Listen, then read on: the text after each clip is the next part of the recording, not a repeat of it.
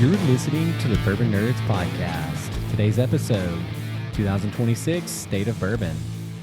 Actually, today we're the Bourbon-less nerds. We are the Bourbon-less. I feel naked right now. Yeah, I have coffee, which is it's actually my protein coffee. I know, I'm jealous. I don't have Yeah, any just protein. a little insight into that. Since we're not drinking bourbon and talking about that, we are trying dry January. Kind of half-assed because obviously my birthday is at the beginning of January, so Yeah. kind of start a little later into the month. I don't know, maybe we'll go into February a little bit and make up for it. Who knows? We need to start your birthday a little early next year. Yeah, on Christmas. New Year's Eve, man. It's literally the week after New Year or after I Christmas. know. So it's That's like, okay. You got Christmas, New Year's, and then my birthday. So there's not much we can do there. Yeah, we can definitely we should talk about that a little bit at last call. Talk about my birthday thing. Yeah, we had a lot of fun. Sure. I mean, you did something special, which was cool. I'm happy. I mean, you got in your birthday suit. Wink, wink. Inside joke. We'll talk about it in a little bit. Welcome everybody back to another episode of Bourbon Nerdz. Happy New Year! It's 2026. Can't believe it. I don't know what happened to last year, 2025. And yes, It ended. As Garrett indicated, we are not drinking any bourbon today. I've had my fair share of bourbon, especially on his birthday. And we're trying to do a little dry January stuff. I'm going to talk a little bit about dry January. So we got a lot to talk about today. I don't know. We're going to talk about the state of whiskey in general. We're going to do a ton of sports related stuff, getting ready for the NFL playoffs. I think, this is a very unique year. We're going to talk about coaches getting fired, just a little bit of the NBA. Just wanted to highlight something that kind of stood out to me. I haven't been following it as closely as I typically have since Luka got traded, but nonetheless, I think Cooper Flagg looks pretty good if you're a Mavs fan. Pop culture pour, we're going to talk about movies and shows that we're looking forward to. Neat and balance. I've got 10 things to start your year off right that I'm going to cover with you. And then last call, we'll talk about our couple next episodes, some of the goals and things that we're going to try to be getting accomplished over the next upcoming months. So, that was a lot. I feel like I haven't done this in a long time for some reason. When's the last time we recorded? It was a couple weeks ago, wasn't it? Yeah, something like that. Well, first off, year-end special. And Happy New Year to everyone. I hope you've had an amazing time with holidays with your family. To me, the holidays went by so fast. It was like, all right, Christmas is here and then New Year's, and it's like, okay, we're back to reality. So, snap back to reality. There goes gravity. Yeah. So, but let's go ahead and dive in from barrel to brain. Yeah, we wanted to recap a little bit of our favorite pours from 2025. I know we talked a little bit about it in the end of your episode if you haven't had a chance to read it, but if you didn't see our content, Jack Daniel's 14 was our whiskey of the year. 10-year rye by Jack Daniel's was our favorite rye of the year, and my surprise whiskey, which I couldn't remember on the last episode, was the Cask Strength by Jefferson's. Not the Ocean, not the By the Sea or any of the other ones, but it was the Cask Strength. I think it's a great bottle. I think that is just as good as Stag. A lot of people loved Stag and chase it. I think it's a great replacement. I still see them on the shelves. I was very surprised by that bottle. I'm not a Jefferson's fan in any form or fashion, but that bottle was really good, delicious, had great complexity, good notes, get a little bit of stone fruit in it, just really well balanced overall. So, we also, where we were doing our top 5. I mean, Beacon Turkey, which might be the last Master's Keep that they do. Obviously, that was a really good bottle that we liked quite a bit. I think our surprise from the whole blind that we did to me was Maker's Mark Cellar Age 2025. That was one that I didn't even expect it to get into our top flight into year. And then, it performed very well when we were making cuts in our first round that Garrett and I did. And then it did very well, I think, in the overall top. And then obviously we had A. Smith Bowman Batch 4, the C&E Brussels single rick house, which is obviously, those all kind of fell into the same pack. I mean, you could flip those kind of around a little bit. And then I've seen some people posting today on Someone Say Whiskey, kind of they're talking about, their top 5 favorite pours, and I did, mention a couple honorable mentions. Saints Alley Cigar Batch from Iron Root. 100%. Might be the best cigar batch I've ever had, to be honest. I think it was better than Tanager from Still Austin. Still Austin, obviously, Tanager is a great bottle. I think it was very good, too, as well. They're both excellent. But I do think St. Sally was just better rounded overall. And then kind of late in the year, Knob Creek 21 came out, and I actually really, really like that bottle a lot. I think I don't know that would have done well in our blind, but it definitely would have been one I would have put in consideration for there. Yeah. What was crazy to me is there was getting a lot of mixed reviews. I think it was a controversial bottle, but we've had it. I thought it was delicious. I think it's so much better than 18. Like the SLB guys, they love that bottle. Like almost everybody I've seen really likes that bottle. So I don't know where the mixed reviews are coming from. There was personally. when I was just reading some random YouTubers and stuff. I mean, there's a bunch of people that get and they're like, it's too oaky or whatever else, because they were actually on some of the videos I watched, they were talking about it getting mixed reviews as well, and I'm like, I haven't had it yet, but we tried it. And again, I think it's really important to understand we don't all have the same palate. Yeah, I don't pick up as much of the oakiness personally, but I mean, I get it. I know some of those are, it's an older. Actually, there's a guy named Victor on Facebook, and he says he picks up a lot of the oakiness. So yeah, and then I was trying to describe it to you, and you're like Three Musketeers, because it's like trying to describe it from a candy bar, because we always say Knob Creek 12 is like a Snickers in a glass, but we also get a bunch of fruit. Yeah, you do. It kind of swings in the fruit a little bit. It kind of punches, and then it goes away. But to me, it was very delicate and balanced. Three Musketeer, I think, was a really good description. I couldn't come up with exactly the candy bar, but that hit the nail on the head. So, but I think 2025, of all the controversy and stuff we'll talk about here in a moment, I think it was a really good year for whiskey. It was a lot of great pours. There's a lot of great events, and I don't know, we haven't done as much, national stuff around. A lot of our stuff is in the Oklahoma and mainly Dallas area, right? North Texas. And I think bourbon's booming in this region. People are still lining up to get bottles from the blendery and still lining up out of liquor stores and camping out. And so I've still seen people, from Brizzle's videos and other people still camping out. There's still a strong whiskey community. I think there's just an oversaturation now. And I think that's part of the thing with this new story about MGP. I mean, they're just the main, source for a lot of, brands, and so all these brands that are having issues, which is causing them to have issues. Which I don't know if you want to get into this already or. Yeah, let's go ahead and talk about kind of some of the controversy, the conversations. I think the numbers that have been shared. I know you've got some stats and some things that I'll mention too. They basically, the shareholders were saying that NGP execs spent over a year telling everyone that demand for whiskey was strong and record breaking. And then they kept the hype train moving, but then the market was actually softening. MGP in October, a report from October 17th says they were down 24%. Yeah. And then the stock tanks nearly 30% instantly. October 31st, they admit they are sitting on excess inventory that will hurt them well into 2026, another 15%. In just 2 weeks, they lost nearly 50% of their market value. That's crazy. Then there was a lawsuit, and it revealed that the sales for Distilling Solutions, which is the whiskey they sell to other brands, dropped 43% in quarter 3 of 2025. And it says basically the NDP Gold Rush is just kind of fading away. Yeah. I mean, that's just some of the stats from this article I read. I know the SLB guys had a pretty good video breaking down their thoughts on it. So yeah, they talked a lot about the kind of the tariffs, right? And the sales in Canada were down 85% due to some of the boycotting of American whiskey.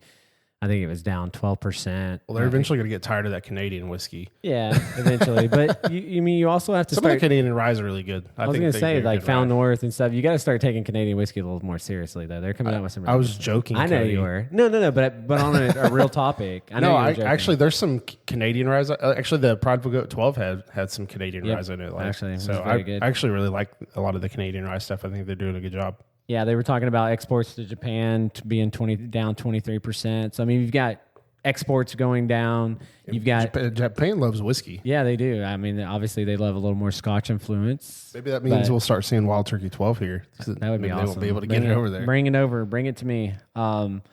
So, and I think, the economy, I don't want to get political on this, but I think spending habits have changed. And also too, there's getting more awareness and more campaign that, drinking's not good for you, however you want to slice and dice it. And again, you can balance a healthy life. There's many people, and I, give a shout out to Alex, he does the whiskey weight loss, which I hope to have him on the podcast this year, sooner than later. He's been staying in touch with him, talking to him all the time, but it's, if you're drinking all the time, I mean, it can affect you in many different ways. Right. So, but, and also the boom came around COVID when we were when nobody's doing anything. You wanted to drink whiskey and just chill at the house. When they were giving us money, and then I worked at Choctaw, and I was still getting unemployment checks. So I wasn't working, but I was still basically getting all my bills. So I could definitely, I bought a bunch of BS. I bought a bunch of Funko Pops and toys and stuff like that. Yeah. Pokemon cards, things like that. So I get it. And nobody had anything to do. So what do they want to do? They wanted to go take all the Pappies and Stags and stuff off the shelf. Yeah. And now we can't find them anymore. So I think looking over, and we could go way deeper into these stuff numbers, and we may do that. We may do an episode where we throw stats at you guys, but I think when we wanted to open discussion, we thought it's an interesting conversation. It's getting more consideration. There's more data coming out about it. I mean, you saw Uncle Nearest file for bankruptcy. You're probably going to see more distilleries file for bankruptcy. They're one of the ones with the MGP stuff. So it's just like it's kind of intertwined. Them basically lying. Because MGP's also lying. They're all kind of like lying, and it's not good. Yeah, so I think 2026 is going to be a really important year for whiskey in general. I don't think it's going to go away. I don't think we're going to get to a point where we find Pappy on the shelf or anything like that. But we are seeing higher-aged whiskey coming out. We are seeing an overproduction of whiskey. It took a long time to make, and there's going to be a lot of barrels, and there's going to be a lot of unique things. So... but it will be interesting to see if the decline continues. I mean, it's definitely something that, you could start thinking about, how does that impact us? How does that impact, your spending habits and your content that you're watching and you enjoy. So again, we're not just whiskey. So I like where we stand from that. We're not a one-stop shop. We talk about a lot of different things, and I don't know if you enjoy that or not. Sometimes you probably wish we didn't talk about as many things. And maybe we should talk more about whiskey and go into a lot more nerd-like in depth. But, it's going to be a really important year. I think there's a lot of exciting bottles coming out. We're getting things that I never thought I saw. We just tried the Sazerac Foolproof. It was very good. Yeah, Sazerac Foolproof is a firecracker. Great $40 bottle. I mean... That might be the best value in bourbon or whiskey right now. Yeah, honestly. Argument for it being...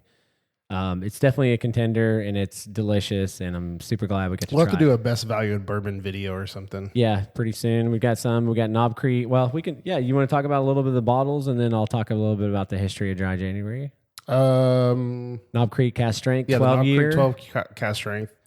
Daniel was mentioning Knob Creek 14-year pick. I'm like, where did you find that at? Yeah, I didn't see one of those. Although the 25th anniversary is like 14, 15 years. Yeah. So I saw the Garrison Brothers Honeydew Cast Strength. Yeah, the specs. Yeah, he sent you that picture. Yeah. I mean, it's a Cast Strength Honeydew, but it's $150. Yeah, that's the thing about Garrison Brothers. I don't understand how they can just do what they do and charge as much as they do, because I see a lot of people with like trash on their whiskey. Like I don't think it's bad, but I know a lot of people don't like that kind of harsh. Yeah. Flavors. Well, I'm saying you opened my eyes up with the Ladybird. That bottle's really good. That bottle's excellent. So, and I've tried the Honeydew. It's pretty good. I could imagine it being really good at cast strength, but $150. I mean, I know from my personal spending habits this year, I'm going to be a lot more frugal about whiskey. There's obviously some unicorn bottles that I want to chase and get added to my collection, but in general, like it's going to be we're going to be a little tighter, right? Yeah. Mommy and Daddy are broke, man. Yeah. Well, I just moved into a whole new place and all that stuff. So yeah, after it kind of settled in, I'll have some extra funds and stuff, and I'll be ready for raffles and things like that. So yeah, and we got quite a bit of stuff that we've got to get. We're finally starting to get some of our merchandise and stuff that we've ordered and been working on. So we've got, which we'll talk about that in last call, but Yeah, so I think it's going to be really interesting, and we'll definitely revisit this topic. We wanted to get you thinking about it. What are your thoughts of it? How maybe it doesn't impact you at all. Maybe you don't care, but I think it's really interesting. It's going to be something we're keeping a close eye on. We'll be providing you guys updates and stuff. We'll talk through the state of whiskey and more specifically bourbon for you bourbon lovers and bourbon nerds out there. So, but yeah, we wanted to broach the topic today in our first episode back this year, and again, so I'm going to talk a little bit about Dry January, and you may not be celebrating Dry January. It may be something you've considered doing. And I guess Garrett and I are kind of cheating because we celebrate his birthday on the 3rd, but nonetheless, we're going to try to be a little drier this January and head into February strong. So I think if we do a few weeks, I think it's fine. Yeah, taking a break's good. I mean, let your liver have a little break and your body. So nothing wrong with that. But anyways, Dry January, which I didn't know a lot of this about Dry January. I just know people started talking about it, and I'm like, oh, I'm doing Dry January. I'm so cool. Look at me. But Dry January actually started in 2013 in the UK. I think I spoke a little bit about it last year. Yeah, I think because I remember kind of. We talking definitely about weren't that a dry little bit. last Yeah, January. No, we weren't dry last year. We were wet January. Remember? I think we were talking about about Dry January. Yeah, so it was launched by a nonprofit alcohol chain in the UK. The idea came from a woman training for a half marathon who gave up alcohol for January, and she noticed a big physical change and mental benefits. So. And that's kind of where a lot of people, and it's not about just not drinking. It's about, changing your habits really and kind of being healthier and, kind of giving yourself a break. So, that's kind of, I think, important. And it started spreading through the US and around the world and, started kind of creating this sober movement. Yeah, it's kind of become a staple in the whiskey community. We see a lot of people kind of going through it. I did see Damon's video. Did you see Damon's video the other day where he's like, when someone brings up Dry January and he just pours himself a glass of bourbon? Oh, yeah. Alex had something like that, too. I saw in the video. He's like, I'm looking for new friends that aren't celebrating Dry January. I know there were some studies that came out of this that, showing that people sleep better, felt better, that drink less and stuff like that, which, we all have a different opinion on that. So what's kind of interesting, so is just like, sometimes your palate needs a break. Shift of focus, quality, quantity to quality. So again, Dry January isn't just about quitting bourbon. It's about coming back to it with a little more respect. And, it's good to take breaks. And I think something that I wanted to talk about, not just to kind of go into the Dry January stuff, but it was like, when you drink too much good bourbon, it was like we were getting palate fatigue. It was like, man, I think our palates need a reset. Yeah, for sure. So I think taking a break would be a good idea. My palate's changed immensely over the last year, but Garrett and I have been on an amazing roller coaster, hanging out with amazing people, trying amazing whiskey. So, so the impact does, have an impact. So, on the spirit community cocktails, bars starting to offer Dry January menus, distilleries leaning into education and tasting notes instead of volume. There's a lot of stuff that, this has had an impact on. So, I highly encourage you to, if you haven't ever tried it, try it. It doesn't mean you have to stop drinking whiskey forever, but, take a break, and it doesn't have to necessarily be in January, but, challenge yourself to take a break. It's just like you love a certain food or you like eating out at a restaurant, sometimes you got to take a break or you get tired of it. So I think it's really good. There's some who don't. I was talking to somebody, I think this is last year sometime, and they said they don't necessarily do Dry January, but they do a couple weeks every few months, which is not a bad idea either. Yeah. I think really just need a couple weeks because the liver, it'll heal itself fairly quickly. So it doesn't take very long. That'd be a good episode to have. What? To talk about that impacts of alcohol and how long that takes to get out of your system and stuff. I've watched some videos and done some research on that. But yeah, so again, Dry January. We're dry most of January, and we hope you're whether you're drinking or not drinking and enjoying our content. Cheers to you, and trying to take a break. So I thought that was pretty interesting. I didn't realize it was like that was a pretty recent. I guess 2013 is kind of far away. It's crazy because it's like. We keep getting further and further along. It's like, oh man, the 2000s was 26 years ago. It's like, what? Yeah, the millennium, whenever we thought the world is ending. Yeah. That's back whenever you had like startup computers and dial-up internet and stuff. Yep. So for all you drinking, having a pour while you're listening to us, enjoy an extra one for us, and we'll be joining you guys very soon. So we have a lot of whiskey to talk about this year. Yeah, so. it'll start back up. I mean, January, February area is always really slow in the bourbon industry anyway, and especially in our area. There's not a whole lot going on. I'm sure next week there will be like something that says, "Oh, we're having truck day at the blendery," and I'm gonna be like, "Well, there goes my dry January." Yeah, we'll see. Gary will last probably 2 days. Well, and actually, that's what I was going to bring up earlier when we were talking about MGP. I'm like, hopefully they have like a fire sale, and then Tim can get a buttload of good MGP barrels for really cheap. Would be sick. Keep making great stuff. Yeah, yeah, dude. That Indiana Handy. I need some more of those. That was a good bottle. Absolutely. I had a guy get on the group the other day and was like, I really like one of these bottles. I'm like, yeah, odds be ever in your favor. There's like 83 bottles made or whatever. Cody's lucky I hooked him up with a bottle. Thank you, my friend. I'm very happy I was able to get one of those. You have anything else you want to add? We move on? No, I think we're good. Cool. We'll move over to Nerd Rage. And Nerd Rage will be a little shorter because we've got a lot of other stuff to talk about. Was there any other bottles that kind of pop into mind? Bullet Bottled and Bond. That was my surprise bourbon of the year. Yeah. I don't know if I've already mentioned that, but I think so Bullet is doing their own stuff now. They were sourcing. Yep. But the It's Bottled a very and good Bond, bottle. Yeah, the Bottled and Bond is their very first of their own, and I'm like, man, if this a cast strength is going to be amazing. I really like that Someone Say Whiskey pick they did with Bullet too as well. I think part of the Cereal Wars. Yeah, I haven't tried any of their. Yeah. Sorry, Someone Say Whiskey. I haven't tried any of the Bullet ones. Yeah, I have it. We can. I think Jamie has all of them. Yeah, he Pretty does. sure he has all the Cereal Wars. He's trying to catch them all. I can't. Got to catch them all. Get all the Someone Say Whiskey, which I think. But Alex said that they're looking at like 16 releases this year, which is a little over one a month, which isn't bad. Yeah. But I think last year I felt like there was a lot. Yeah, there was a lot. I think they have some backlog and stuff that kind of caught up to him as well. But and hopefully we'll do our first pick this year. That's a goal of ours. Fingers crossed. Yeah. I think we can make the blendery happen. Yeah, I would probably. That'd probably be a good idea. It seems doable. Like we're just trying to figure out the like everything about all the information, but apparently they release it and we can put the link out and stuff, and then whatever doesn't sell, we're out of pocket for. But I mean, that sounds pretty cool because you don't have to like throw anything up front. Yeah, really. And I mean, if it's really good, it's going to sell. Nope, 100%. Like the snozberries. Ooh, yeah, that was a delicious. You just got to give it a good name and tell everybody it's awesome. Yep. 100%. We can do that. That was awesome. It was awesome. I didn't get one. I was really sad about that. I was like, I'll just wait till we go down. I couldn't believe it was sold out. There was almost 200 bottles of it. I know. 200 bottles sold out. Blendery's selling whiskey fast. If there's a bottle you want, scoop it up, man. You got to. Wait.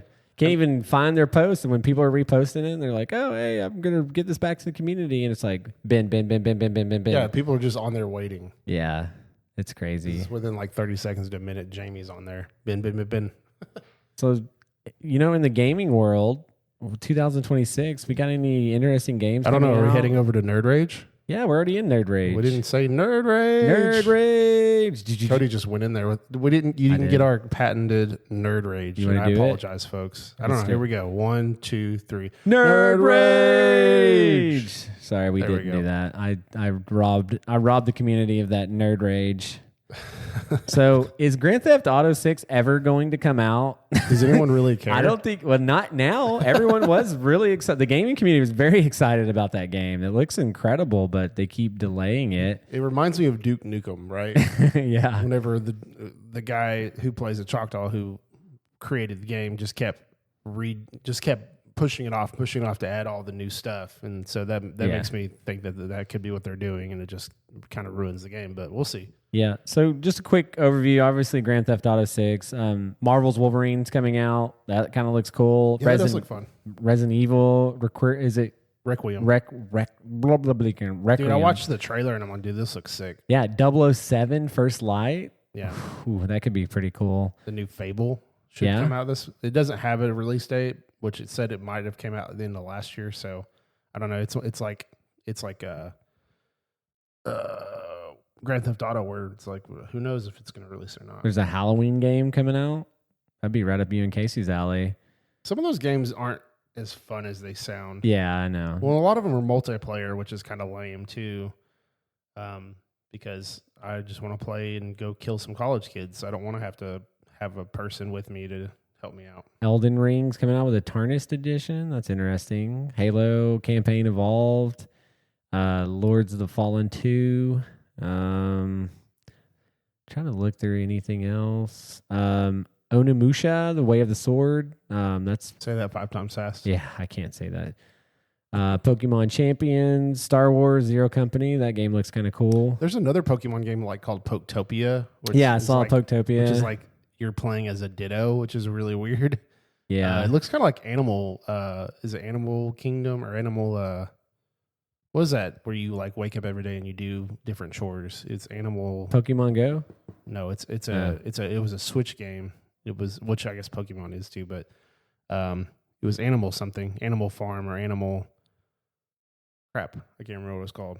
Animal. Oh, you're talking about Animal Crossing? Animal Crossing. Yeah. My daughter played that. Apparently, it's supposed to be similar to Animal Crossing. Yeah, I think they're coming out with a new Animal Crossing too as well. So I liked Animal Crossing. I played the crap out of that during COVID. Yeah, well, like my daughter played it. I like watching. She was always telling me, "Oh, I found this and do that." So she really enjoyed it. Diablo 4 expansion's coming out. So they released a Paladin early. If you're a Diablo fan, they're coming out. They're supposed to release another new character with that expansion. I think that comes out. I don't know, in March or something. I'll provide updates. So there's some cool games. Nothing like. We're not as big into gaming, just don't have as much of the time. I know we wanted to kind of highlight a few for you gamers out there. If there's a game you're excited about that we need to talk about, or you want us to highlight or not talk about games at all, let us know. We'd love to hear from you. Real quick before we move out of here, it is game related. Mortal Kombat 2 comes out here in a few months. Oof, looks you're good. Jumping ahead, buddy. I'm very excited about that. We'll talk movie. about movies and stuff. But this one's specifically a gaming movie, so I thought we could talk a little bit about it during Nerd So if I recall correctly, when they did the first screening of it for whatever their secret audience, had a standing ovation of it. So, and I know the first one was really close to kind of nailing it. Except for the main character who wasn't a character. Yeah. It's like, bro, just make him Liu Kang. Yeah, 100%. They did kind of screw that up. But yeah, so that'll conclude Nerd Rage. I'm really excited to jump into Whiskey Sideline because my Broncos were the number 1 seed and they got a bye. And so that was pretty excited. But we've got... And my Texans ended on a 9-game winning streak. Yeah, which is pretty number 1 defense in the NFL. Yeah, they're I think really hot. I think they're going in the playoffs. That's what you want, and I think that's what's unique about this year in football. Like, there's not one team I'm like they're guaranteed to win it all. Usually, there's a couple teams where like, all right, it's going to be this or this. I think the AFC is wide open. I think the NFC's only got potentially 3 teams that could vie for it. So. I don't know. Do you want to get started and talk about the NFL playoff bracket? If this episode comes out on the 11th, which it should, the Rams-Panthers game would have already gone on and the Packers-Bears would have already gone on. I still think we should give some predictions for these. Sure. But, and maybe we'll be fortune or future tellers, be like, hey, we told the future. So Rams-Panthers, they're playing in Carolina. If that means anything. I'm going with the Rams. And I'm writing these down so you can't be like, oh, you didn't pick it right. I can't believe Puka Nacua had 1,700 receiving yards this year. I know. He missed. Didn't he miss a few games? Yeah, he missed a few games. He could have had 2,000 yards, man. Oh, easy, dude. He was a beast. And so was freaking what's his face? Devontae Adams. Like, he was really good. Well, he was hurt too. Yeah, they were kind of off and on, but because he actually finished like 6th or 7th in fantasy. I actually wrote down some of the rankings. So just want to talk real quick. So I'm going with the Rams, because we need to see the Rams versus Seattle rematch. That was one of the best games of the year. Well, and the Rams had that game. That freaking 100%. That punt return, and then I think there was an interception. Like there was only like 5 minutes left in the game. The Rams had that game. I think the Rams are the better team. But then the Rams also lost a couple weeks ago to who was it? It was the Falcons. So they lost to the Seattle, then they lost to the Falcons, and I'm just like, which the Falcons kind of ended on a few game winning streak because Kirk Cousins went his old self, but still, I don't know. The Rams kind of lost 2 out of 3 to end the season, but I think they'll come out, and I think honestly, I think they're going to hammer it says they're going to win by 10.5. I could see them winning by almost 20. Honestly, yeah. I mean, I don't know. Panthers are good, but the Vegas is trust Vegas with some of those. But I mean, it could be a blowout. I don't think it will be, but I do see him winning by double digits scores for sure. But I mean, I think that's a clear Rams game. So this next one kind of baffles me, honestly. They're playing in Chicago, and for some reason they have the Packers favored by a point and a half. I know I don't quite understand that line to me. If they're expecting an upset, I don't know. That's the game that I'm most uncertain about. I think the Bears are. I think the Bears are a much better team, but I know that Jordan Love can just out of nowhere actually have a decent game because he's got a million freaking targets. But I don't know. I think the Bears are solid. I think their defense is solid. I think their offense is solid now. A really good turnaround to go from not making the playoffs to an 11-6, winning your division and hosting a playoff game. Like that's a big deal. So Bears really made a good turnaround. Ben Johnson's a good coach. Yeah, Ben Johnson definitely. They definitely felt it, him leaving in Detroit. 100%. Yeah, I mean they definitely underperformed this year, no question. I'm going to also go with the Bears. I've liked what I've seen from them. They've proven that they can come back and tie games where they're really behind. I think Ben Johnson's going to draw up some interesting plays. I would not be shocked if Green Bay won, right? I think this is more of a coin flip game, but I do think down the line you have some talents emerging. You've got Roma Dunze should be coming back, being healthier, so they've given some rest. So, I mean, you've got a lot of exciting things happening in Chicago. Green Bay, it's like Jordan Love is. I think Green Bay is the most bipolar team in the NFL. I think Jordan Love is one of the most inconsistent quarterbacks. He's one of the most inconsistent good quarterbacks because he could be really good, but I don't know. I don't know what his. I just don't know if he just doesn't have it to be like that next kind of level. If he's just always going to kind of be average, but I don't know. I've never been super impressed with Jordan Love, and he's proven me right almost every year. So yeah. So all right, who are we moving over to next? Bills Jags. Oof. I'm sorry, Ethan. I think the Bills are going to win. Josh Allen in the playoffs, like even with like no targets, he just finds a way to get it done. The Jags defense hasn't been like they've been fine. They haven't been great. So I think Josh Allen could have like 4 rushing touchdowns on him. I mean, so this is another difficult one because I was like gung ho on the Jags beating them, but then I thought more about it. I looked through the schedules and looked at their losses and wins, and the Jags have been pretty hot too. I think them and the Texans have been really Honestly, good. this might be the best. This and then the Chargers Patriots I think are the 2 best first round games. Yeah, I think this is the best game. Yeah, I think the Bills and Jags. But I agree with you. The second Buffalo's favored by a point and a half. I think it's just one of those prove it games. Like Jags just need, like you guys had a good season, but you need to come in and prove it. The Bills have been here. They've had some success in the playoffs, and everyone's picking Josh Allen. This is the year he's going to go to the Super Bowl. So we'll see. I mean, I can ask you. Sorry, if you got one game on the line and you got one quarterback, who are you going to pick? Josh Allen or Trevor Lawrence? Allen. Exactly. So I think nothing against Trevor Lawrence. This is the first year where he's really kind of like proved his worth. And kudos to Trevor because they've had a lot of success even with Brian Thomas Jr. acting like a freaking, I don't even know what to call him, dude. He's just like wants to avoid contact at all costs. He's acting like he got hit like Antonio Brown did by Vontaze Perfect. You remember that hit where he got hit and he just like, oh yeah, he went crazy after that. Yeah. Now he just like avoids. And it's funny. I was listening to our fantasy episode and we were talking about how he's a freaking nature athlete and he goes and he goes into contact and I'm just like he does not do any of that stuff anymore. Yep. So it's actually funny. He had no 100-yard games this year, 0. And it could be a sophomore slump. Some people go through that. Which wide receivers always, I think they have a lot more pressure on them. But they used to take 2 or 3 years to really kind of break out. Yep. So it could be one of those things where here in a year or two he's back up to getting 1,500 yards a season. Yeah, I'm also going to pick the Bills, and it's going to be that game. I'm very excited to watch. I am going to be trying to watch as many of these. And, over the last few weeks, I've been tracking football, but I haven't really watched a whole lot of football. The crappy thing about these is like every single game is on something different. Like the Rams Panthers is on Fox, Packers Bears is on Prime. Yep. Jags Bills CBS. 49ers, Eagles, Fox, Chargers, Patriots, Peacock, Yeah. Texans, Steelers, ESPN, ABC. Welcome to 2026, guys. It's like you have to have 500 streaming services to watch these games. All right. Well, why don't we move over to your Texans and Steelers? Well, we saw the Sunday games. We have 49ers, Eagles, Chargers, Patriots. And then Texans play on Monday. Oh, do they? Yeah. Oh, okay. So 49ers, Eagles, I think will be a good game. I think the 49ers are the better team, but somehow Jalen Hurts always finds a way to win. I know the Eagles just find they a look way. So lackluster, and then they still find a way to win. It is. They're actually projected to win by 5.5, which I think is a little high.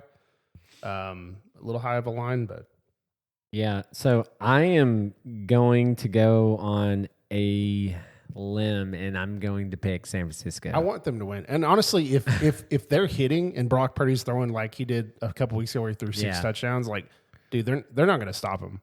But the Eagles' defense is really good. I think the Eagles are probably the most overrated team. No, they are, but they still win. I know. It's like last season had the 2 most overrated teams in the Super Bowl. True. You had the freaking Chiefs and you had the Eagles. And I felt like both were super overrated. Yeah, Eagles demolished them.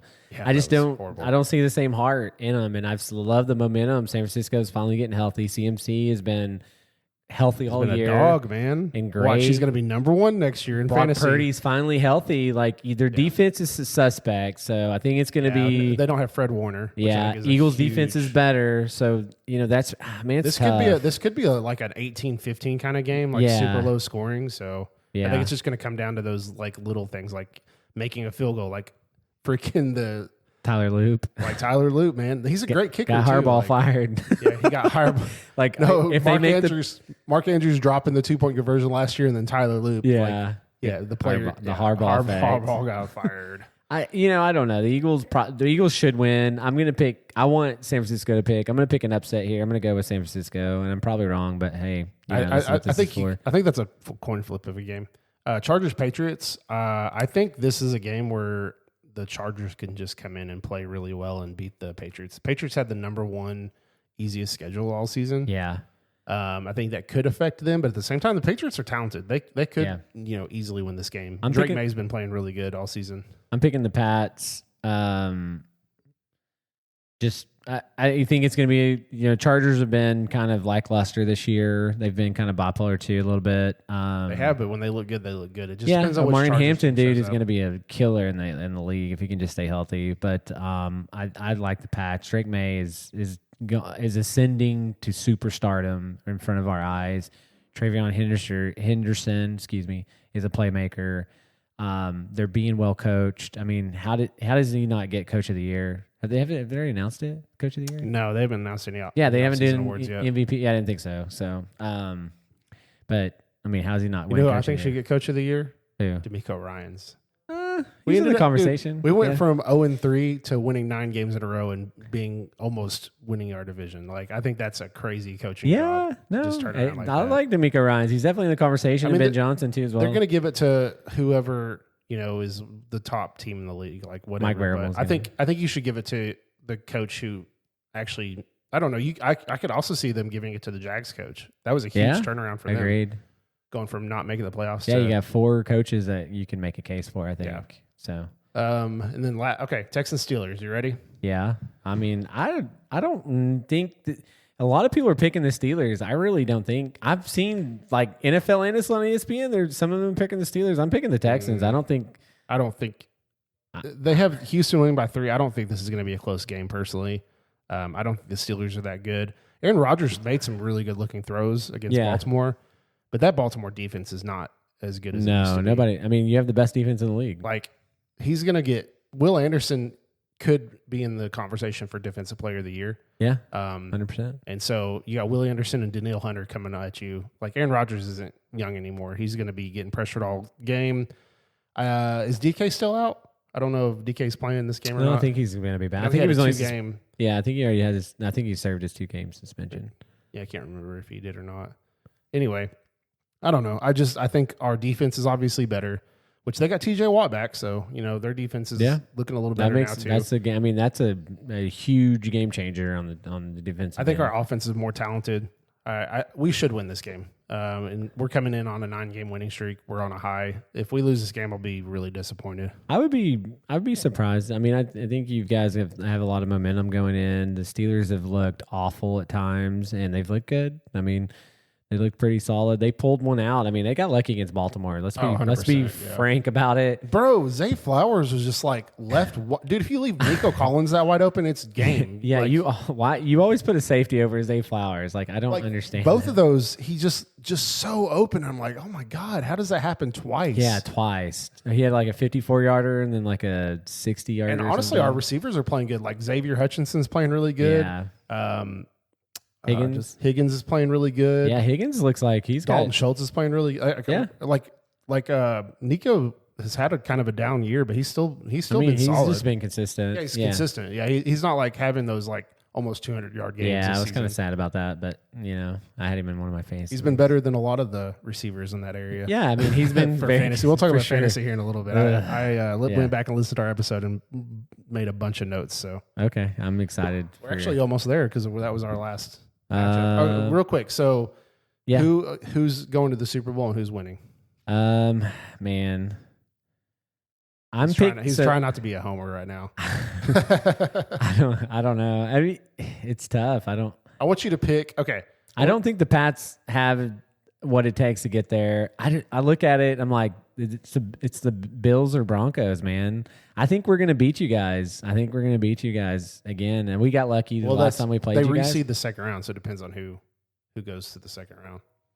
No. If we play the winner of the Steelers or no, it reseeds. After. Oh, does it? Yeah, it reseeds after the first round. So it depends on who. Like say the Chargers upset the Patriots, right? Yeah. Well, then the Chargers would play them. So okay, got it. Or if the Bills. The Bills. I don't know. The Bills are fifth. No, right? we were fifth. They're sixth. Yeah, they're sixth. So actually, if the Bills won, the Bills would play you guys too. Yeah, which would be tough.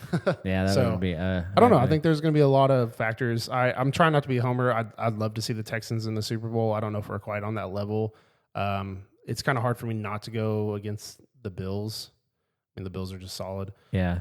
I don't know, man. The Broncos offense just kind of like makes it like they really have to play good. Like they RJ Harvey's played good, but I don't know if it's a Bo Nix thing or if it's like his receivers aren't getting open, but their offense kind of just like stales out sometimes. It's been a Bo Nix thing, I think, a lot of the year. He's looked skittish in the pocket. He's had flashes of greatness, and I think he's a good quarterback. I think he's going to be good. It's a sophomore year.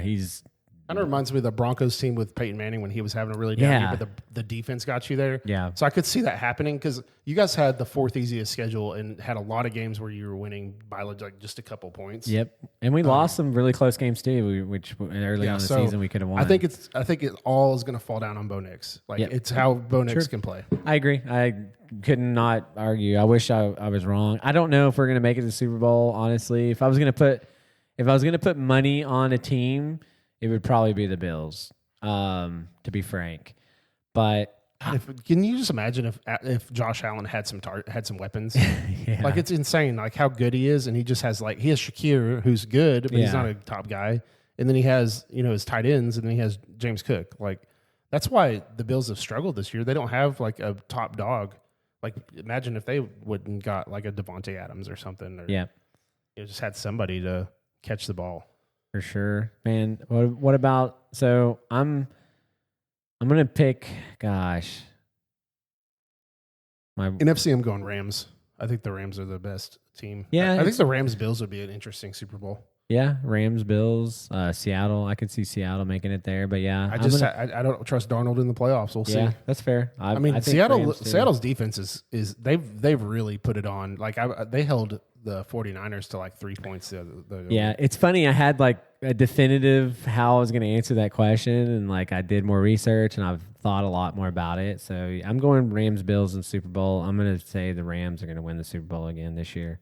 Like I'm hopeful for the Texans. You're hopeful Stafford for the gets Broncos. Second ring. Yeah, Ethan's absolutely. hopeful for the Jags. Casey and I could see is hopeful for the Patriots. Yeah, we have all these top AFC teams that we're all fans of. For sure. And I could see us making it to the Super Bowl. I could see any of those teams. It's hard to go against teams that like the Bills who have.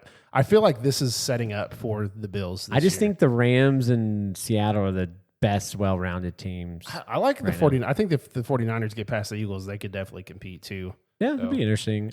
They always seem to come up short in the Super Bowl, but that is against. But they get there. They do a lot of times. I don't know if this is their year, but we'll see. I think this is the last. That one Super Bowl where they freaking Matt Stafford's last stand, man. Colonel Mustard, let's go, baby. Well, that last Super Bowl the 49ers were in, Christian McCaffrey was playing quarterback. Like they just had no quarterbacks. I think they could have easily won that. Was it a Super Bowl or was it the NFC Championship game? With who? With the 49ers when when Purdy and their other quarterback got hurt and McCaffrey was playing quarterback. That might have been the NFC Championship game. Yeah, I think it was an NFC Championship. I think that might have been, was that last year? I don't know. No, I don't remember. Got me off topic here. So, man, how about them NFL coaches? Can we all rejoice that McDaniel finally got fired? Like, what did that guy have to do? Murder someone to get fired? Like, we had all these other coaches get fired, and then finally, I guess the Dolphins jump on the bandwagon. Like, well, we got to fire our coach now. Everybody else is getting fired. So, obviously, Harbaugh got fired. That's kind of crazy. Was that the most surprising one to you? No, I felt that in the air, and they were talking a lot about it, on ESPN and stuff. Like if he underperforms again, like they got to make a change. And I guess sometimes you got to make a change. Like look at, and I hate this using an example, but look at what's his face that got fired from Philadelphia, the Chiefs coach. Oh, Andy Reid. Andy Reid got fired. He kind of needed a change. Andy Reid's one of the greatest coaches ever. Like. Maybe Harbaugh just needs a change. Harbaugh's going to get rehired. There's no question. He has a culture. Like, I think he would be a great coach for the Falcons. I was a little surprised that they jumped ship on the Falcons. Like, they ended really strong. Like, they had a lot of injuries. It was just a weird season for them. They fired the GM. They fired everybody over there. Since the Falcons are interviewing Matt Ryan for their new president role. I think that would be good. Matt Ryan's a smart man, so... I'm trying to look. I mean, so there's been a lot of people getting fired. I think a lot of people there's been a lot of why did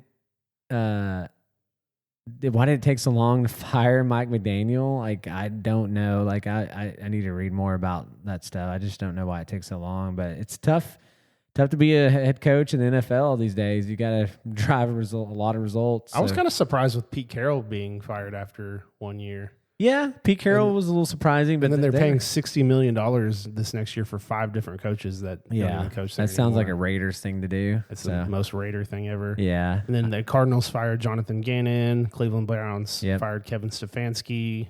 Yep. Then, of course, the Titans, Brian Callahan. Yep. And Brian Duvall from the Giants. Yeah, so there's a lot of open jobs in the NFL right now. It'll be interesting to see, where people land. I know the Broncos, I believe their quarterback coach I think Van Joseph was getting courted.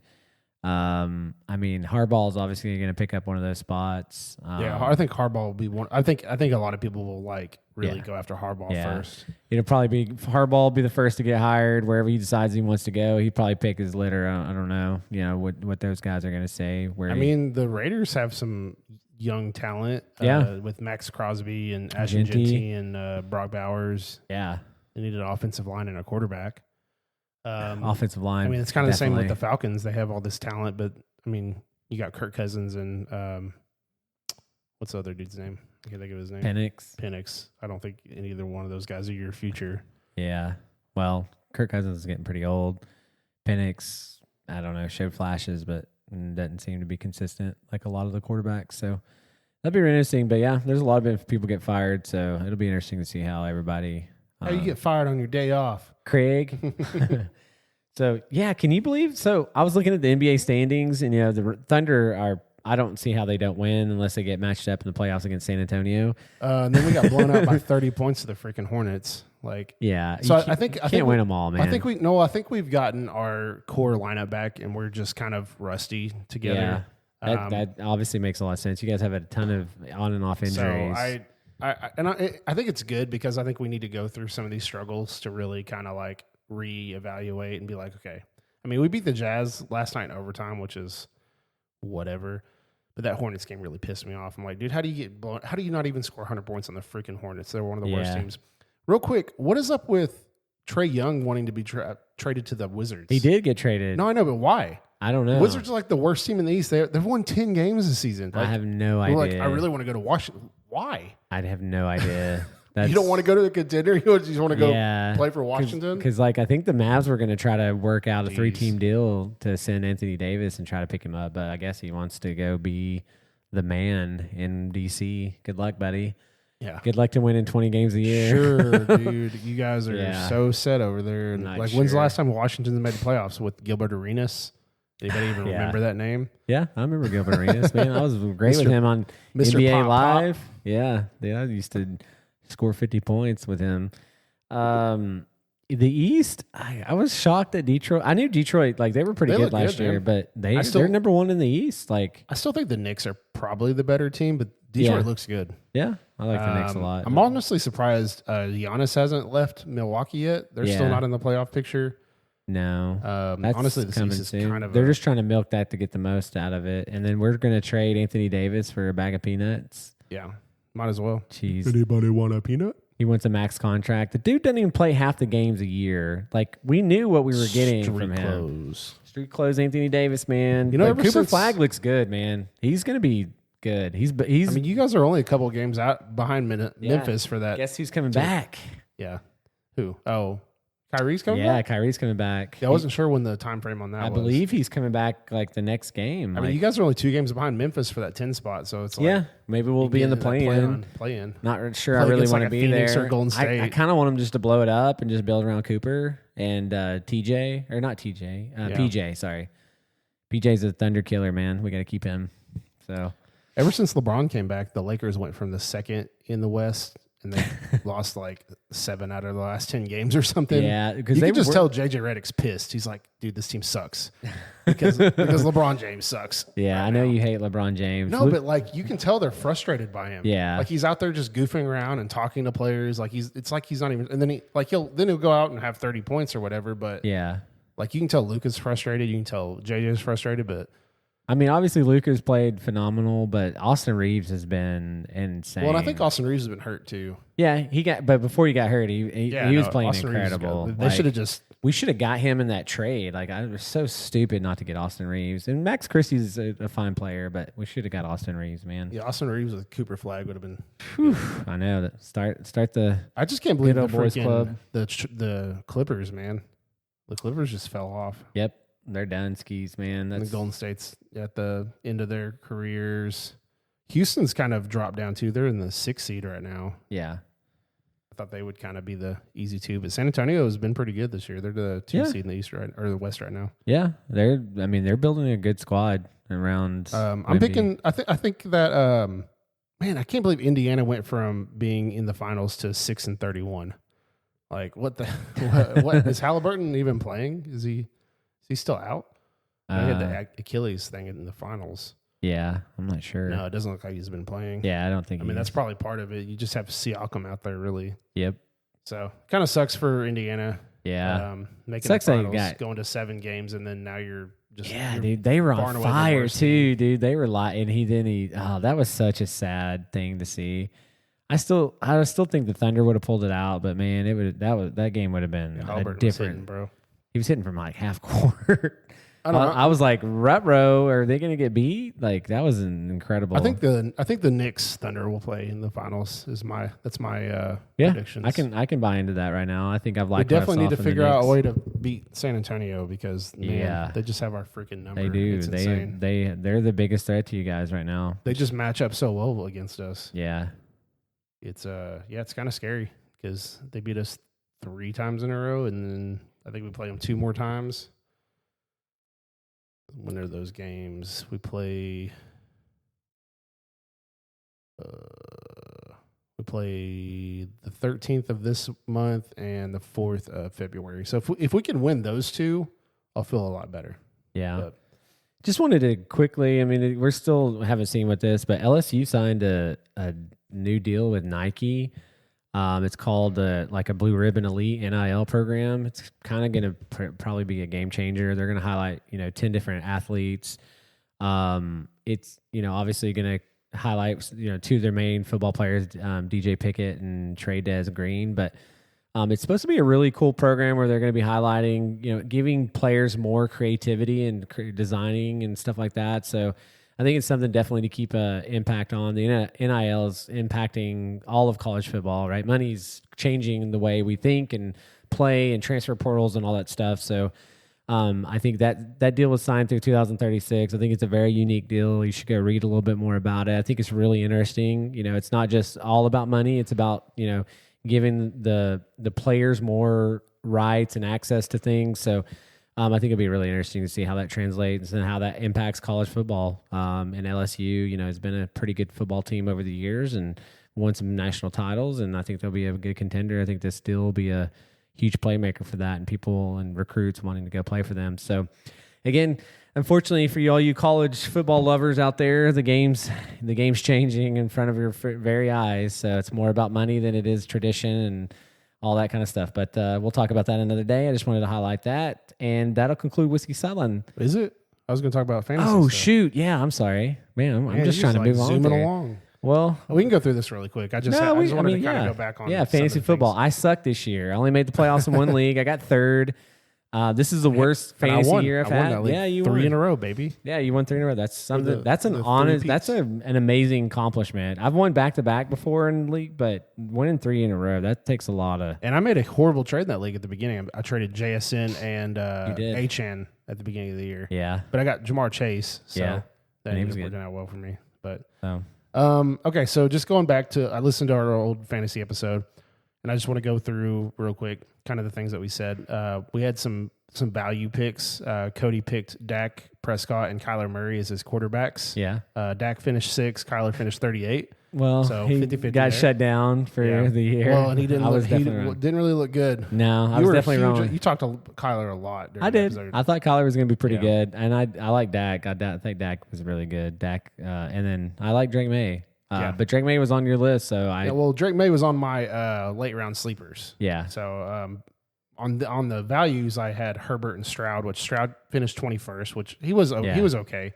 And then Herbert finished 10th, which was really good. Yep. Ethan picked Drake May, Jordan Love, and Jared Goff. Which Drake May ended up the second overall quarterback. Yeah, which Love is was incredible. 15.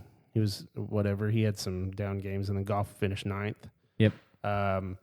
Good value pick. Goff went we pretty late. We had mentioned Stafford. He actually finished 3rd. I didn't even realize Stafford finished that well. I didn't know. I knew he finished in the top 10, but I didn't know it was 3rd. Yeah, he was 3rd, man. That's crazy. I know. I picked him up on a waiver wire, man. Stafford was good this year. Yeah, for sure. That's who I should have probably picked as my over Kyler wide Murray. Receivers. I picked JSN, DK, and McMillan, who all finished in the top 25. Yeah. So I thought that JSN was well overperformed. You definitely were high on him. Yeah. Yeah. I was big on him, and I got him in one league, and I traded him.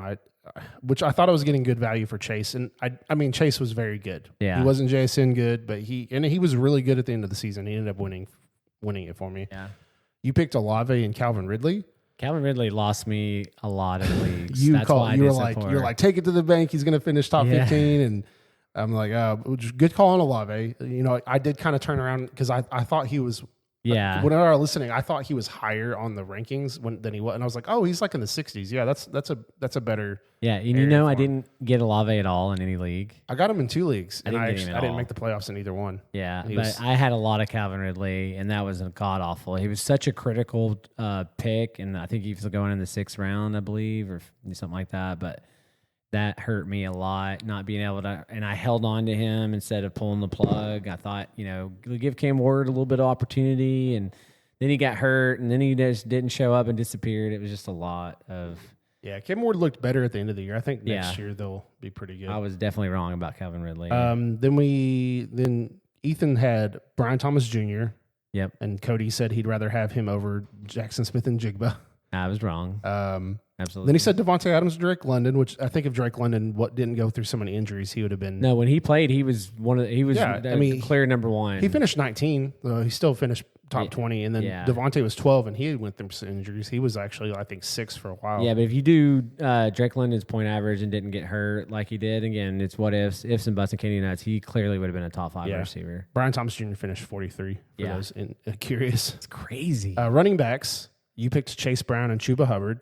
Chase Brown started really slow, but he ended up running back 8. So that was he came on when you needed. Which the problem is if you lost those first few games, because which of is that, what happened kind of to gets me. you out of it. But if you made it to the playoffs, you probably did really well with it. I was playing against Chase Brown in the finals against Corey, and I was pretty worried. You were singing Chuba's praises, which I get it. But Rico Dowdle kind of took that backfield over. He did. He took the back over and never let it go. I was shocked even how they were splitting that up. I mean, Chuba missed a couple games or something. And he looked fine coming back. Yeah. I don't know. Rico, I don't know why Rico looked so good in that offense because he did not look good in Dallas. No, not like that. No. Like a different player. Yeah. I picked Kyron Williams and Omarion Hampton, which Kyron finished 9th. Overall, which Kyron was great. I still you think turned my tune on Kyron. I still think he was a great. I think he did get some touchdowns taken by Blake Corum, but he still got 16, 20, 25 carries. Yeah. He was still getting a lot of carries. It's definitely something to keep an eye on, though. If he keeps going that high, Blake Corum's a threat. Finally, he's Blake Corum looked good. I thought he was going to be last year. It kind of reminds me of the Kenneth Walker situation. Oh God. Yeah, we'll get there in a minute. That hurts. And I picked Omarion, who finished 35. He did get on IR for a while. So I think he looks good, and I think he'll be a good. I think if he stays healthy next year, a clear top 10 running back. He runs with a purpose. Yeah, that guy's a beast. He looks really good. Ethan, poor Ethan picked Alvin Kamara, who finished 46th. Yeah, he picked DeAndre Swift, who finished 15th. Yeah, I got me some DeAndre Swift in a couple leagues. He made the comment that he was avoiding all Texans backs, which was fair. I did pick up Woody Marks off the waivers. He finished 29th. Yeah, I think Woody Marks was great down the stretch. Yep, he was a very good flex. Then he picked Jordan Mason, who didn't really do what anyone expected he would do. No, he didn't. He had 1 or 2 good games, but he finished 36th in running backs. So I don't know. He was going really high towards the later drafts. Yeah. Him and Aaron Jones were going around the same time. Yeah. And then tight ends, I picked Mark Andrews and Tyler Warren. I don't know what happened with Andrews. Honestly, it was hard to trust a lot of the Baltimore players for a while. And then Lamar got hurt a little bit. He was inconsistent. They were just all over the place. Yeah. The team was... Baltimore was pretty... Yeah, not the Baltimore team we thought we were going to see. Zay Flowers had a good season. Derrick Henry still had a good season. Yeah. But other than that, the rest of the offense. Yeah, but Derrick Henry disappeared for 3 or 4 weeks, too. Yeah. He started strong and then fell off, and then he came back. Tyler Warren, I said he would score 8 touchdowns. He scored 4, but he still finished top 4 tight end. So that's great for a rookie. And he actually had really bad weeks the last 4 weeks, or after Daniel Jones. Yeah, after Jones went down. So he could have had a much better season if Daniel Jones wouldn't have went down. You picked Evan Ingram and Loveland. Yeah. Evan Ingram, 29th. Yeah, he was not good. Nothing. Loveland picked it up at the end of the year. He finished 12, but if he would have played that way, he would have easily been top 10. Yeah, for sure. He definitely came on very strong. He said he might get 10 touchdowns. He didn't quite get that many touchdowns, but I was like, oh, that's a lot of touchdowns for a rookie tight end. And then Ethan picked Tucker Kraft, who was the number 1 tight end for a while, and then he got hurt. Yep. He finished 23, and then Britton Strange finished 24. Yep. Both those guys got hurt. So yeah, and I didn't talk a lot about it because we were kind of talking about values, but I mean, I had a lot of McBride. I was a big fan. I thought he was going to be the number 1 tight end. I don't know if I mentioned that. Yeah, you mentioned McBride. Yeah, and he was clearly leaps and bounds the number 1 tight end. So, but with that, you sacrifice a lot of depth in certain positions taking a tight end that early, and it just didn't pan out for me. And I was hurting in some your league, which I crawled into the playoffs. I just didn't have the running back depth. I had. I was leaning on a couple dudes and just didn't get good lucky on the waiver wire, and that ended up costing me.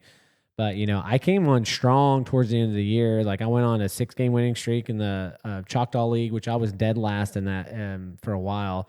The league was super competitive. That was me. I wasn't last, but I was not in the playoff picture, and I won 5 or 6 in a row. Yeah, and I got the first round bye. And then in my league, which is the worst finish I've had in many years, but I had the most points scored against me. And I still think I had the best team in that league. My team was trash in that league. Yeah, I had like Jonathan Taylor. I mean, like my team, Nico Collins, My like team would have Stafford. I picked him up off the waivers. Like My team would have been came together. My team would have been okay if Amari and Hampton and Kittle hadn't got hurt so early. Yeah, that just hurt really too. kind of screwed my team early on. Yep. And I kind of had to throw some stuff together. Before I get into the players that we just wanted to avoid, I talked a lot of crap about Jalen Warren, and I just want to apologize because Jalen Warren did look pretty good. But also Gainwell looked pretty good. Yeah, Gainwell that was unexpected for sure. They're Gainwell both getting a lot of catches. But Jalen Warren was pretty good. I should have drafted him more too as well. We all thought Caleb Williams. We were all big on Caleb Williams, man. Dude, he looked like a beast. He was getting so much buzz and then that freaking fumble touchdown crap just basically ended his career. Yeah, it's like you're done, bro. Yeah, that's kind of pretty sad. All right, so some voids that Cody had, which I think me and him both had Bucky Irving. Yep. He finished 34 in running backs. Yeah, he got hurt. He got hurt, but when he came back, even if you had him stashed, I think he had double digits maybe 1 week. Yeah, he wasn't the same player after the injury. I don't know. With the Bucks didn't look the same towards the end of the year. Yeah. You had Kyron Williams, who, like I said, finished ninth. I think that was a miss, which you turned around on Kyron after the episode. Yeah, for sure. I did. I thought that was more contract dependent, I think, too. Well, after the episode he signed. I think it was within a couple days. It was. It's kind of funny. So, there's a looming contract. Blake Corum's been there, and and you saw flashes of Blake Corum this year. So, but yeah, I was definitely wrong, Kyron. I mean, I ended up changing my team, drafted. I felt, and I think I even spoke to if he signs his contract, we're more in on him. But I thought he was going really high from an ADP. Yeah, we did have that conversation later after Ethan showed up about the contract thing. Yeah. You had Baker Mayfield, who finished 12th at quarterback, not bad. He did have some rough games. You had Travion Henderson, who ended up being a very good player. He finished 20th at running back, but he kind of started slow. But man, he really turned it on. He towards did. The end. No, he really did. I just thought if they were going to be running two running backs, I was concerned, and it played out to my favor. To be fair, the fresh of the year, he wasn't doing a whole lot, and then he just exploded into his. He was making big plays, man. He was running. Yeah. He was making 60, 50-yard runs. So, and I was very clear in that episode. If you go back and listen to it, I like the player. I think he's super talented. I just didn't trust year wasn't going to be. Yeah, and it's still 20th. I mean, but and he was going pretty high. He had some great. Oh yeah, if you had him on your fantasy team later in the year and you had enough depth, you were doing really good with him for sure. And then you brought up Joe Mixon, who I knew probably wasn't going to play this season. Yeah. So I kind of put a laughing face on that one. Yeah, yeah, sure. Mine aren't as good. I picked avoiding Achane, who ended up finishing 5th. Yeah, at running backs. Honestly, the thing that saved him is he's catching a lot of passes. Yeah, he actually didn't have a whole lot of rushing yards, but he caught a lot of passes. He got boosted a lot with what's his face going down, the receiver guy. Oh, Tyreek Hill, yeah. Then I had BTJ and Bucky Irving. I had Josh Jacobs, who he did have some rough games. He did finish 14th, which isn't bad for running backs. I had Olave, which I actually turned around later on because I ended up drafting Olave in a few leagues because I tried to get him, man. He kept getting sniped from me. I just think he was. I thought he was higher than he was. Jawan Jennings. Yeah, I still stand by that. Like he did end up finishing better than Ricky Pearsall. Yeah, but I was right. It was all about McCaffrey and Kittle and 49ers. So Kenneth Walker, he finished 22nd, which isn't the worst, but at the same time, Zach Charbonnet's taking all the touchdowns. Kenneth Walker averaged almost 5 yards a carry. He's still, and he's just breaking big runs. He's making big plays, and they're still just splitting. They're just so determined to split that backfield. And it's really frustrating because Kenneth Walker is so good, but that's just is what it is, I guess. Yeah. Tyreek Hill, he ended up getting hurt after week 4. Yeah. So who knows? He was actually playing pretty good up until that point. Yeah. And then Ethan only had a couple, and his were really funny. He said he avoids McCaffrey, who finished number 1 overall. Yeah. And then he said he finishes. He was avoiding the guys with. He said with new quarterbacks, he specifically brought up the Colts and mentioned Jonathan Taylor, who finished number 4. Yeah, Jonathan Taylor was insane. Which he had some rough games towards the end. I'm sure you probably got to the playoffs with him, but then maybe has struggled in the playoffs with him because he had a couple of rough games there at the end. But I mean, the Colts just kind of struggled. He also brought up Michael Pittman, was fine. He had a decent year. I didn't look up his ranking, but I had him in the league, and he started good with Daniel Jones, and then kind of fell off. Yeah. But yeah, that's about all I have for that. That's all I got to say about that. All right. Well, I got a lot of things wrong. I can definitely admit. I mean, but we both got some. Yeah, we got some things right too, and there was definitely things a lot changed after the season and stuff. I mean, so I definitely learned a valuable lesson. Don't go all in on one player you think is really good value, even though all the experts were singing his praises as well. And you just got to learn from that perspective. But you got to have a good strategy in play. If you're going to take a tight end, which I think if you're going to take a tight end, I took Trey McBride pretty early. So, he's very good, but there was a lot of value still in tight ends, and you have to give up a lot of value if you're going to take a tight end. I probably wouldn't do that. I probably would never take a tight end that early again. Yeah, it's like, think about getting Trey McBride, who finished as the number 1 tight end in like the second, third round, or getting like Tyler Warren in the 10th round, 8 to 10 round, when he finishes 4th. Like, is it really that much? Or Kraft, or which he got hurt, but some of the other guys that were pretty solid to put up good. And I really thought Evan Ingram was going to be better, but he just never. And I don't know if that's an Evan Ingram problem. It looked more like a Bo Nix problem. He's just older too. Yeah, he's a little older. But I thought he was going to set up the middle of the field for us a little bit more, and it just really. And he had some decent games, but he wasn't anything special. So it wasn't like he was a complete bust, but he was pretty meh.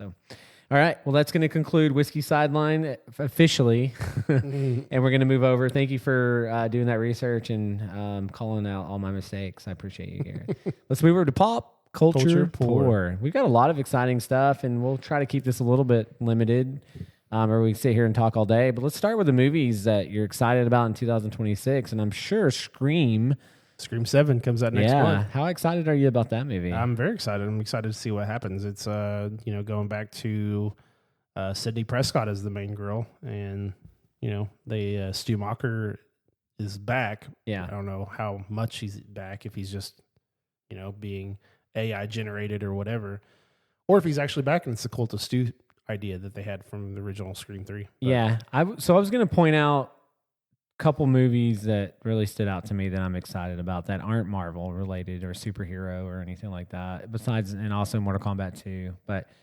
The Odyssey. This is directed by Christopher Nolan. Matt Damon's in it. Tom Holland's in it. Great cast. I mean, he's just a phenomenal. I mean, Oppenheimer is one of the best movies of the decade. I think if you haven't watched it, it's absolutely great. Project Hail Mary too. Have you seen with Ryan Gosling? Yeah. Yeah, it kind of looks almost like, kind of reminds me of that Matt Damon movie, The Martian. Yeah. Kind of reminds me of that. Kind of reminds me of that a little bit. A big fan of Ryan Gosling. Obviously, he's done some really good stuff. He's really good in a lot of movies. I mean, from The Notebook to The Gray Man to, he's in so many different movies. I can lose count. But those were two. There's a bunch of different other movies coming out. Obviously, we got some big Marvel ones. Doctor Doom. Yeah, we have. Well, so we have Spider-Man that comes out. Yep. It's June or July. Is it June or July? I think it's June or maybe you're right. Okay. And then of course you have Avengers Doomsday in December. Yeah. Which they've already been doing teasers for, which we haven't even seen any teasers for Spider-Man yet. No, that's kind of weird, but sure, I know. I guess we're really getting. It's kind of July 31st. July 31st for Spider-Man. Yeah, which I think. Tom Holland's awesome at Spider-Man, so I'm excited to get a sneak preview. I think that's gonna be the next, like, has to show kind of the next phase, right, to get to Doomsday. And I think Sadie Sink might be playing Jean Grey. Ooh, I think it's starting to look that way. That's because awesome. there was a teaser that released, and she makes it like you don't really see her character, but there's a comment that she kind of makes that's stay out of my way or something about I don't remember what she says, something about him being Peter Parker, and so she knows he's Peter Parker, and so I think the only way that you would know that without read your thoughts is if you read his thoughts. Yeah, and that's so cool. I think that's possible, or she's a multiverse being who knows Peter, which wouldn't make sense because of that spell, but I don't know. We'll find out whenever the movie comes out. I'm kind of interested to see the Hulk and Punisher in it too. It's just it's like, how do you come up with those? Which this movie is directed by Dustin Creighton Creighton, whatever. The guy who directed Shang-Chi. Okay. I think Shang-Chi, Shang-Chi was great, excellent. I think it's one of the best. Yeah, I know. Is Shang-Chi going to be in it? Has he been announced? Not in Spider-Man. He's in Doomsday. Yeah, I know he's in Doomsday because the rings are very important to. Yeah, I think the rings and the bangles from Marvels and then Kang's technology is what's gonna make Doom just overpowered. Yeah, for sure. So I mean, what other movies are you excited? Sin Help looks pretty interesting. I didn't see that one. I believe that's is it Rami? Let me look. I have a lot of. Actually, I have quite a few that I saw, and I was like, "Dang, there's a lot of good movies coming out this year." Go ahead and go through your list. So I had The Odyssey, also I had Spider-Man. Yep. Obviously, Doomsday. 28 Days Later, Bone Temple, that comes out next week. I'm excited for that. I thought 28 years later. I don't know if I said days, but it's the second part of the 28 Years Later, which is actually up in the top of my movies of 2025. So I'm hoping that the Bone Temple is also good. Mandalorian and Grogu movie comes out this year. Yeah, I saw that. That'll be cool. I mean, I've loved the Mandalorian series. I mean, I'm a big season main 3. crush. Yeah. Kind of fell off a little bit. Well, that one episode was terrible. The one with Jack Black and just the season was kind of it was average. Yeah, well, the first two were definitely light years better, for sure. But there were some cool moments. I'm excited that the Wayans brothers are back into the scary movies because Scary Movie 6 is coming out. Yeah, with the Wayans brothers returning, so that should be pretty. That'd be fun. Those are kind of like a flashback to your childhood, kind of growing up and watching those. They're funny. They only did the first two. Oh yeah, so that's true. Then they got it kind of. But those were the best. Yeah, I think that's what I'm saying. So hopefully it's good. I hope they come back. Sam Raimi is the one. Rachel McAdams and Dylan O'Brien are starring in that one. I'm a Sam Raimi homeboy. Yeah, so that's why I thought you would even know. It looks really good. I had heard he was doing a movie, but I guess I hadn't seen that it was actually announced. So I must have missed that. Yeah, it's about a plane crash. There's 2 survivors on a deserted island, and then it becomes all weird, and they're trying to survive, and it's like kind of a thriller, scary movie. So it's it looks kind of cool. I watched the preview for it. So you'll have to watch the preview. Yeah, its release date is January 30th on that one. Oh, really? Shoot, yeah, that comes out this month. I know. I wonder if it's a limited release because I haven't seen anything. I haven't really seen a whole lot of promotional material at all for it. Yeah. Did you see The Rip? Yeah. I don't know. I mean, Matt Damon and Ben Affleck. It's got I would have felt better if they were like writing and directing it. They didn't really have anything to do other than being actors in it. No, it's Joe Carnahan. Yeah, I kind of looked up his filmography, but it didn't look great. So yeah, we'll see. It looked interesting. Ready or Not 2 comes out. I think that looked pretty fun. The Hunger Games: Sunrise on the Reaping should be pretty good. Return to Silent Hill. I don't know if that's going to be good, but I'm always excited for a Silent Hill movie. Supergirl. Yeah, Supergirl. That's his second adaptation, right? The DC universe. Yeah, it looks pretty good. I watched the trailer. It looks interesting. Who's directing that? I don't know if that was directed by Gunn or not. I'm sure Gunn had a lot of influence, but I don't know. And then Dune Part 3 also comes out later this year. I think Dune 3 and Avengers Doomsday come out on the same day, which is kind of weird. I want to watch both of those. I saw a preview for a movie called The Sheep Detectives. Yeah, the one with Hugh Jackman. Yeah, if you want to watch the funniest, I think preview of a movie, I'm like, is this real? And it is because it in February. It looks really. Craig Gillespie is the director for Supergirl. He did I, Tonya, which was a pretty good movie, and then Cruella, which was so he does pretty good movies with strong female characters. So maybe it'll be pretty good. That's really about all the movies I had. There's Super Mario Galaxy movies coming out, but that'll be one I'll watch. Man. Yeah, it was okay. It was worth watching. My daughter enjoyed it. I'll take her. Oh, The Devil Wears Prada 2. I'll be sleeping. The Devil Wears Prada 1 is a good movie. If you like Princess Bride and you don't like The Devil Wears Prada, the Princess. Okay, I want everyone to hear that Cody just compared The Princess Bride to the Devil Wears Prada. I'm not. It's 2 different movies. Princess Bride's obviously iconic, and Toy Story 5 too. Yeah, I'm not really sure how I feel about Toy Story 5. I know there's a new Shrek movie, but I don't think it comes out this year. I think it comes out next year. But they kind of showed a little preview where Zendaya plays his daughter. I like the Shrek movies. There's an interesting movie called The Digger, starring Tom Cruise. It comes out in October. Save me, Tom Cruise. Don't know exactly what it's about. They haven't really released. They're being kind of secretive about it, but the previews has him grabbing a shovel and Tom Cruise digging. It's by Alejandro Inarritu. Oh, he did Birdman and The Revenant. Yep. Yeah, those are great. 2 great movies. So Okay, well. it's got Tom Cruise in him. So I don't know. I'm hopeful it could be pretty good. I'm not the biggest Tom Cruise fan. I think he tries to do. You shut your mouth. He tries to be too involved in his movies, and I think it kind of hurts it sometimes. Like the Mummy movie he did was god awful. That was so that bad. was a bad movie. And it's like apparently he like took over the editing room. Yeah, but he's done. Let me. So we don't need to get this debate. You're obviously far superior when it comes to movie stuff than I am, right? But Tom Cruise has done an amazing amount of movies. So you have that long of a list of movies that you're in. You're gonna have bad ones. Christopher Cage has some bad movies, and he has a lot of great movies. Nicolas Cage. Oh, Nicolas. I said Christopher Cage. I don't know. Okay. I was thinking Christopher Nolan. Sorry. First of all, Nicolas Cage can make a bad movie, but it's super entertaining just because of him. Because you love him. Well, but I think like if you enjoy the Cage, like the Rage Cage, like I was reading something. It was a review on The Surfer that just came out. He's like 1 star. There's no surfing, and all it is Nicolas Cage yelling at people down the beach. I'm like, that sounds amazing. I just want to watch Nick Cage going crazy. He just goes for it. Yeah. You know, he's like, Fair. he gets into it. He doesn't care what people think. Like, I don't know. He's just fun to watch. Like, it could be a bad movie, but I'm entertained just because Nick Cage just makes me laugh, right? Whereas Tom Cruise is just so serious, and so that's kind of the difference. Is like a bad Tom Cruise movie is a lot harder to watch. I don't know.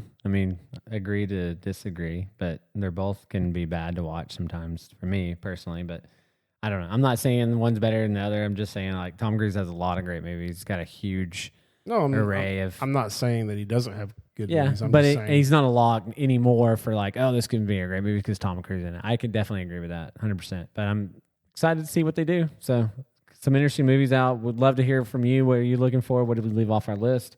There's a ton of other movies coming out. Obviously, we're not going to go through all of them. And we kind of have. I didn't really look at a whole lot of TV shows, but The Boys comes out this year. I'm excited for The Boys. As far as other TV series, I don't really know exactly what else comes out this year. I got quite a bit actually. So The House of Dragon season 3 comes out. I know you're not a big fan of that. I didn't care to watch it. Honestly, I didn't watch it till last year. Like I was behind. I watched it on the plane and I got sucked in like the dragons and stuff and the love story and affairs and all that stuff. But I'm excited for season 3. Like I can't wait till it. What's also interesting is they're coming out with like a prequel. It's called Knights of the Seven Kingdoms, and they're just milking this. George Martin, dude. Yeah, George Martin, go finish the freaking books, man. For real, bro. Stop making money and making movies. But that's supposed to take place 100 century before the actual Game of Thrones takes place. So that should be pretty interesting. The Boys, obviously. I think the Welcome to Derry season 2 might come out this year. I think it was a short turnaround, so that'd be pretty interesting. They're coming out with a Dune Prophecy series on HBO, so we'll see. That could. It's still HBO until Netflix fully, I think, buys Warner Brothers, but. That's pretty interesting. It'll stay HBO. A lot of good shows from HBO produces, like, that's going to be pretty interesting. Netflix has a lot of great shows, so you're going to see the best shows coming from those probably 2 channels. Star Wars Mall is coming out, animated series, and the new season of Invincible. Invincible is really good if you haven't watched. If you're looking for an animated series, I don't know if we need a Darth Maul series. I don't really think so either. We got a lot of Maul in the Clone Wars and stuff. And, sure. So I don't know. We'll see. I feel like they're trying to milk Maul a little bit. Yeah, it seems like they're on the Maul train because they're coming out with a regular. I thought they were coming out with a regular Maul series. No, Darth Maul. This is the Maul series. That's the one they're coming out with. Is it just going to be animated? Okay, I guess so. Interesting. What else? Lanterns is coming out. That's going to be a DC coming out by HBO. I think that'll be good. Euphoria is coming out with season 3. Hijack 2 is coming out, which I haven't seen Hijack 1, but it looks really good. It's on Apple TV. Definitely going to go back and watch that. Bridgerton, if you're an old fancy lady, like to watch that love story. My wife likes that. She's looking forward to that. Could care less really, but just want to highlight it. So it's quite a bit on movies and shows that are coming out. So I think it's pretty cool. Anything else on that? Pop Culture Report? No, I don't think so. Cool. So I'm going to go neat and balanced. This is my favorite segment. We're going to do Just kind of an overview of things that you need to start doing to start the year off right. And I've talked about a lot of this stuff, but things that, just kind of recap, things you need really to start get disciplined on that I think will be beneficial to you. Number one is drink water first thing in the morning, right? Hydrate your body. As you wake up, you come out, your body's dehydrated. What I've been doing, and again, a lot of this stuff I do on my own and put in practice. So, try to drink anywhere from 12 to 16 ounces of water. I've been, cutting a half a lemon, putting a scoop of electrolytes and a little bit of pink Himalayan salt to add a little bit of extra salt to which your body needs, right? A part of your electrolytes. So, but yeah, drinking that first thing in the morning. I've been waiting a little bit on the coffee. I find if you drink coffee, wait around at least 90 minutes before you wake up, it helps you kind of alleviate the crash that you usually see from drinking coffee. But, I'm trying that. So far it's been a little successful for me. So number two is be more active. We all think we have to go to the gym, and if you can't go to the gym, it's a wasted thing. Let's just give up and get out of our routines, but you can go walk, do some push-ups, do some jumping jacks, pacing, stand up, every couple hours if you have a desk job or whatever else, but challenging yourself to be more active every day. Even if it's a 10-minute walk, getting some sun in the morning too, which is number three. But being more active is really important, and getting that sun in the morning if you can, whether you're drinking your coffee, you're reading the newspaper, listening to the Bourbon Nerdz podcast, or walking outside when you can, when the weather's not bad. But sun is important, vitamin D. There's a ton of studies about vitamin D deficiency and how it impacts your body. So I think that's really important, something I've been trying to do a little bit more of because I work from home and sometimes I get, busy and trapped in the house. So, along with walking when I can, when it's not crazy weather like we had this morning. But I think it's really important. Trying to cut out processed foods as much as you can, right? Processed foods cause a ton of different problems to your gut. Your caloric deficits, just processed foods. I mean, America's built on processed foods, which is kind of funny. We haven't talked a little bit about Stranger Things, but we're going to do a Stranger Things episode and thinking about growing up in the 90s and how cereal, has created this breakfast is the most important meal of the day. And all these studies are showing like you can skip breakfast. Like that's not a bad thing to do. And I don't you're fasting. I don't eat until like 11. Yep. I don't even eat breakfast, which I'm not really up super early anyway. I try to get up at like 9 or 10 if I can. Yeah. My next is, I think, probably the most important on the list. Sleep 7 to 9 hours a day. And I know that's hard for a lot of people, but if you need to go to bed earlier, go to bed earlier. Like start challenging yourself, going to bed at the same time. There is tons of studies out there that show the earlier you go to sleep, the better sleep that you get, REM sleep in your body and the way we function. So, be careful the later you get at night and, watching videos on your phone, brain rot, whatever else. But, trying to get your 7 to 9 hours of sleep consistently, I think is really important. So, and this is going to be a controversial one because we're a bourbon podcast, but drink less, right? You can still drink and have a good time. But in general, try to drink less. If you're drinking every day, try to drink 2 days a week, special occasions, all that. I think you can definitely have a healthy lifestyle and people are proving you can do that and drink. Obviously I try to do the same, but challenge yourself to drink less, right? Enjoy the moment, when you get with your friends or you have a special occasion and, and enjoy whiskey. We're trying to drink less for January, but in general, try to drink less, especially it's a difference between just drinking in general and getting hammered or whatever else people may do. But, and like you feel terrible the next day, you eat terrible the next day, but, having a couple glasses of whiskey is not going to make a major impact to you. But if you do it every day or every other night, just something to think about, I want to add on that just a little bit. Yeah, go ahead. Whenever you do drink, try to avoid the sugary stuff. Yeah, absolutely. I get it. Like it's hard to drink stuff straight. But just try to get a flavor. Like after a few times of doing it, your palate adjusts to it. And then like me, I don't even feel like I need any of that. Like I get an old fashioned every now and then. I like old fashions. I had one on my birthday. Shout out to Casey for buying me an old fashioned. But if you avoid adding those, if you get a vodka Red Bull, that's 200 and something calories right there just for the Red whiskey Bull. And Coke. Yeah, it's whiskey, not a Coke Zero. Like you're adding unnecessary calories and sugar that really makes it a lot worse. Agreed, for sure. definitely, and that does make a huge impact. And the empty calories, even tonic. Like if you're a gin and tonic person, I don't know why you'd be listening to our podcast, but if you are, shout out to you. I like gin and tonic. Yeah, the clear. But apparently the clearer ones are supposed to be a little bit better. Yeah, they rated gin and tonic as the healthiest drink out. Like, I thought it was vodka, but no, I mean, that makes sense. Gin and tonic. Well, I mean, gin and tonic, yeah, because tonic is just what, bubbly water. No, but it's got tons of sugar in it. Does it? Yeah, I've had gin. Look and at tonic water. Huh. It's crazy. I've had gin and changed. And it didn't really taste that. It doesn't. I guess it does. That's the sweet. thing. It doesn't taste sweet. And It does a little bit. I like gin and tonic. It's got almost as much sugar as a Coke. It doesn't make any sense. I'm telling you, go look at the label. Is it like it's a nuts. sugar-free, like a Splenda maybe? No, it's not. Oh. It's got carbs and sugar in it. I don't know. So diet tonic water tastes exactly the same to me. Drinking diet and tonic if you're drinking tonic water. But anyways. And then my last is challenge your brain, man. Challenge your brain to learn more, expand your mind, listen to our podcasts, read more books. I'm going to be really focused on trying to learn Spanish. My wife's bilingual. We want our daughter to speak Spanish. So, and for work, I travel to several different bilingual locations, and it's been really hard. I know a lot of Spanish. Like, I know a lot of words, and I know a lot of basic communication. I can order food and stuff like that. But I mean, I want to be able to be fluently carry on a conversation and speak. But, really challenge your brain. I'm going to definitely read more books this year. I've got a list of different things that I have, and it really helped me a lot. I focused a lot on, my relationship and different things towards the end of the year last year.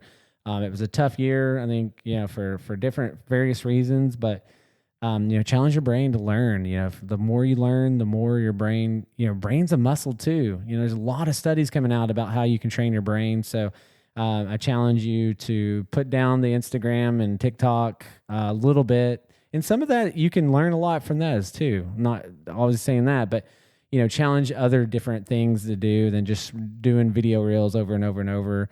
If there's a subject you love, if you want to learn how to cook, I mean, there's so much ways you can use your phone and different things, but read more too as well. So it can really help quite a bit. So I think those are several different ways to kind of get your year started right. Obviously, high protein diet is going to be really important. We talked a lot about that last year. That continues to stay consistent. And then, I'm going to be doing some 72-hour fast over the next couple months. I'm pretty excited. I've never done that long fasting. I've read a lot of research on how your body kills a lot of cancer cells and stuff. So as we get closer, I'll talk more about fasting. If you want to hear more about that or any of the other topics, we can go more in depth. But if you start doing those daily habits daily, your body's gonna be healthier, and you're gonna feel more like you want to go out and do stuff and maybe have a drink every once in a while. It can be healthy for you. So that'll conclude Eating Balance. Hope you enjoyed that. Now it's time. Last call with the Bourbon Nerdz. I almost started yawning right there. He that was did, horrible man. time. I had to pull him in. He was like about to fall asleep over here. It's been kind of a long episode, but we haven't. I didn't get a lot of sleep last night, dude. This tattoo on my leg is killing me. Dude, your tattoo's sick, though. You want to talk about your tattoo? Yeah, for a man. second? I sat in a chair for I laid on a table for a good 6-7 hours, which just made my whole body just hurt. Yeah. And the tattoo wasn't that bad until it was towards the end when he was getting up close to my my little what is it called between your calf and your thigh, this is the bend, I guess, the bend into your leg. I don't know if that's, but it's like the thinner skin. No, I know what you're talking about. Yeah, or towards the bottom, kind of towards my it's like behind your kneecap. Yeah, or that, and then the bend in your leg also, like the parts where obviously the skin's a little sensitive. Yeah, you got a lot of nerves flowing through there. It's your sciatic nerve goes through there too as well. Yeah. I'm sure he's drilling on that. Yeah. But it was hurting last night, and it feels better today. Which I leave this bandage on for 24 hours, so I'm almost at a 24-hour point. I'll take it off and clean it really good later. But it's Dr. Doom and Darth Vader mashup. Yeah. It turned out really cool. I'll post it on the group page later on, around when this episode comes out, so everyone can kind of see it. But it turned out really well. Tommy at Brass Rabbit Tattoo does an amazing job. So shout out to Tommy. Appreciate you. Always do good work. Yeah, Tommy, great job on the tattoo, man. I know we were supposed to hang out with Garrett yesterday. He didn't show up till 5 hours afterwards, but his tattoo looks great. So worth it. And I got to still play a couple Commander games, Yeah. and I won one, so I got to open a pack. Yeah, so nice. it still worked out okay. Yeah, for sure. So, also too, I mean, we had our winner for the All Rip Oh yeah, let me pull him up real 10 quick. year. Yeah, out of Yeah, Oregon. I just got the packaging stuff, so hopefully when you're listening to this, Yeah, we'll be shipping out your bottle. it should have been already shipped out. I'll ship it out tomorrow. I got all the stuff here today. Ryan Rooney. Ryan Rooney, congratulations, he is man. out of Salem, Oregon. Yeah, Salem, Oregon. We're going to come visit you, Ryan, and you know, you can pop open the All Rip 10, which is one of my favorite pours. I don't even have a bottle of that. So, and shout out to Tim Hughes, man, for donating the bottle to the cause, man, the Bourbon Nerdz. Well, we appreciate that. It kind of goes into the blendery thing because we actually ended up giving a second place prize to Braden Hartman. It was the blend that we did at my birthday blend, and Tim should have sent that out. I'll hit up Tim later. Yep. So Braden, if you're listening to this, hopefully Tim had sent that out because I gave him your address and everything. Want to thank both of you guys for your support too, as well. Yeah, I mean, we're hoping to do more giveaways, guys. More support we can put together, and we've got some things that we need to get. You know, we've got to get videos launched and ready to go. I'm going to be trying to set up a good little setup maybe in my little Bourbon Kingdom room. I'm putting a bourbon bunker thing together as well. Going to be start working on that. Yeah, I mean, I could probably I have an extra room. I could probably turn into like something, but I need to figure out how. Yeah, we can figure it out and get some stuff put together, and I think go from there. I didn't even think because I was like, what am I going to use that other room for? I could use it as like a Bourbon Kingdom, like a room, some kind of room for the bourbon media room, I guess is what I was trying to Yeah, do. for sure. But yeah, no, we're really excited. I think 2025 was a great year. I mean, you know, for us, we're doing our videos are starting to get some good traction. So thank you for everyone that listens to us and then watches some of our YouTube videos, our hunting videos. We want to do a lot more review videos this year. I think that's really important. I've really enjoyed watching some of the newer like people that are up and coming that, you know, like the Bourbon Weatherman or whatever. Oh, Whiskey Weather? Whiskey Weather. Been up for a little bit. He's been up for a little bit. He's been pretty good. He's done some really good review videos and, you know, one of buddy those- Damon. One of those YouTubers, I can't remember who he is off the top of my head, but he did the Spec Shop in Houston. So he's around that area, I think. Yeah. So again, And Damon, open season operator. despite your thoughts on whiskey and where you're at in your whiskey journey and stuff, you know, we want to thank everyone. We're hoping you all for a great, happy new year. We've got, you know, there's definitely a lot of things that we didn't come through that we wanted to get done last year. Like we wanted to try to get a store pick coming out from us. That's definitely on our vision board this year. We definitely want to get videos up and running. We thought we'd already have them going. And then, you know, we talked about some events. We will plan some events. We want to be a big part of the community, trying to raise money for some good causes, you know, suicide prevention and other different areas. You know, I've got some really good ideas on what I've seen, you know, the Whiskey Blender and other places doing that we can be involved in our area too in Texoma. And so, just to kind of add on that, like, so he mentioned videos. We do have hunting videos, but we're talking more of like whiskey review videos. We want to kind of go into that, and we just want to have different outlets. You know, we want to have our podcast, we want to have hunting videos, and we also want to have some review videos. Yep. And events. Oh, so another thing that's a goal of mine is to do live once a month. Yep. And so I think I don't know if we'll do it this month, but maybe February or March we can look to start doing one live a month. Yeah, that'd be come fun. in, hang out, and drink, and talk about different subjects. And obviously we're in dry January, so I don't think January is a good time to start that. But we'll look February and March, and then try to just do it live. We'll do it on YouTube or whatever, and link it through Facebook so people can watch and just come and hang out and try different things. You know. Yep, and we've got some what are they, the Yeti whiskey glasses? Yeah, the little tumblers. Tumblers coming out. We should have our Kinseys pretty soon. Yeah. So I mean, we've got some new whiskey merchandise. We'll probably look at I was talking once we get kind of some of this stuff sold and get another order of merchandise. We'll probably get some hats up and running and maybe some more T-shirts. That we do still have a store. You can go online and shop through. We can provide that link in the description. But yeah, I mean, I'm excited. I'm excited to get back on the pod mic. Obviously, I talked a lot this episode. I think this is a fun episode. Shout out to Brad. Yeah, shout out to Brad. You know, it was fun. We had a good time at the Whiskey Blender for your birthday. Yeah, that was You fun. want to talk about, I mean, you were the man of the hour, man. Not only was your birthday, but we picked your blend. Yeah, so you're a master blender now. There was 10 of us, and we split up into groups of 5, and then between us 5, we blend and tried to get down to a top 2. So each group came up to the top 2, so we had 4.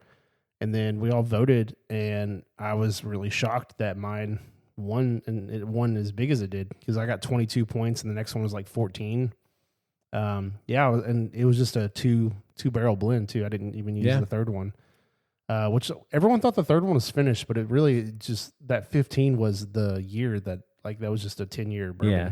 So I think that threw a lot of people, because they kept saying, I'm like, I don't really taste finished. Yeah, and yours won with like an overwhelming majority, which is kind of funny because I picked it last, but he picked Theron's and I picked Theron's last. So and last time I picked Theron's last, and he was our winner for a Battle of the Blends. It's kind of funny, but I didn't get a good chance. I kind of sipped on them, and I was kind of one of the first. I should have kind of taken a little bit more time. So they were all pretty good. I was surprised that mine didn't do better to get to that chance, but because Kevin's and Theron's were so much alike to me, kind of had an orange crush type tangerine note. Mm-hmm. Mine was I had strawberry and stuff in mine, so I was I really liked my blend. But it is what it is. Sometimes when you side by side do things, and different people, and you're drinking so much whiskey, it's tough. But I was really happy for Garrett. We named his bottle the birthday suit since it was his birthday, which I think I came up with that. I believe so. Possibly. It was you or Tim? I'm pretty sure it was me. Was it you? Because I looked at it, I was like, let's call it the birthday suit. And Tim's like, I love it. Yeah, Tim was excited. Tim and Aaron were like, yeah. And then I could just see Chance's face I don't know. Yeah, they looked. But it was a pretty overwhelming vote on what we were going to call that. Yeah, so. It was pretty slam dunk once we came up with that. So you get the crazy mashup blenders to get together, and they were. So we had a really good time. We had a lot of fun.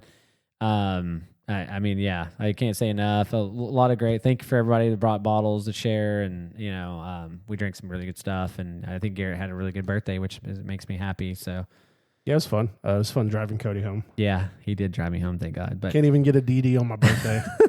I owe you. I apologize about that. But anyway, so we got home safe, and that was a wrap. So. But yeah, we're really excited. Our next episode, we're looking to do a Stranger Things, a weird episode, which will be fun, a little bit different. So if you haven't watched it, go watch it now, because we will be spoiler alerts. And apparently we didn't get a secret episode, but we'll talk about that on the next podcast. So I'm Cody. I'm Garrett. And we are the Bourbon Nerds. Thanks for tuning in, guys. Thank you for your support. And again, Happy New Year. Let's make 2026 the best year ever. Catch you on the flip side. Goodbye. Adios.